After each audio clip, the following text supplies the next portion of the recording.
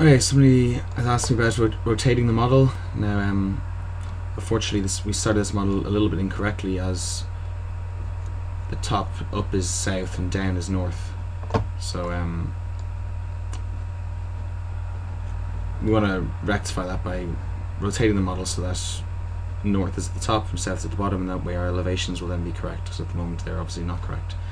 So the way to do this is just go into your site plan,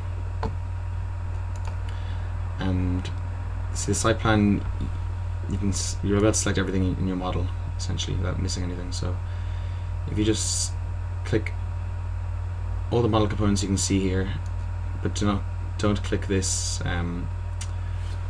your location point. That's I'll talk about later, but just ensure to select everything except for that.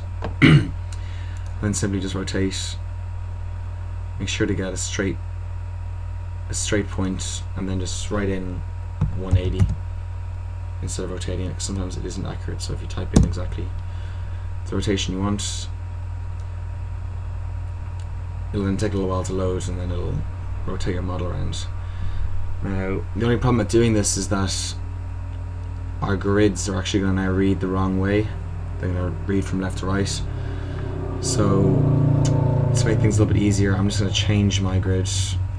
Like, if you don't have time to do this, it's not the most important thing. We can do it later on at another stage. If you have time, change it, but if not, don't worry about it. I'm just going to change the grid to match the OPW grid from the pictures that Emmett put on the Dropbox. So as you can see, in the old model, the model that I gave you guys, numbers are going from left to right and letters are going from top to bottom.